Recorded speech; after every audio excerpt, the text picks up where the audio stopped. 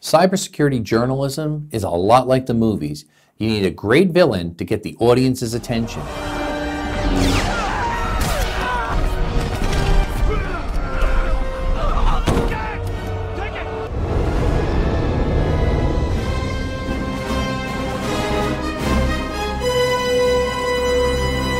Here comes Uber to the rescue of Equifax by knocking them off the top spot on the villains list.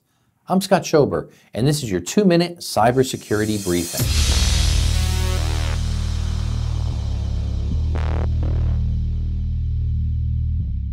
Uber is no stranger to controversy, privacy, and security concerns.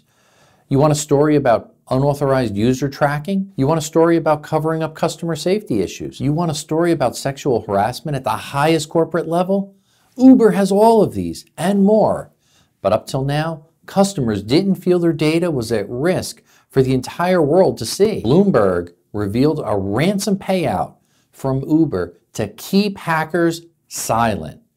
This hack involved some 57 million customer and driver accounts, including names, email addresses, and phone numbers.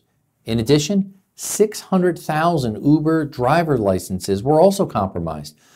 But this is all old news already, because while the breach occurred over a year ago, Uber paid out $100,000 in ransom to the hackers to keep this all silent and to destroy the data.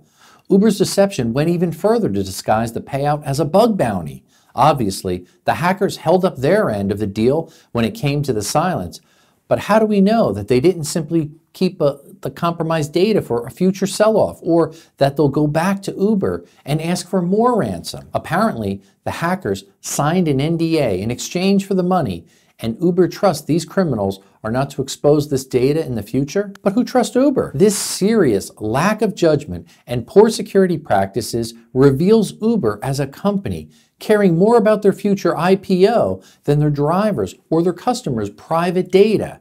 It has now led to 2 more Uber execs being ousted, including CSO Joe Sullivan, following CEO Travis Kalanick's ousting in August of this year. It's hard to say if this will put a final hashtag delete Uber nail in the coffin, since they've weathered so much negative publicity already. What we do know is that Uber broke a cardinal rule in cybersecurity by paying ransom to criminals. Hackers will now be looking to score a new type of reverse bug bounty from Uber, since they know that Uber caves and has deep pockets.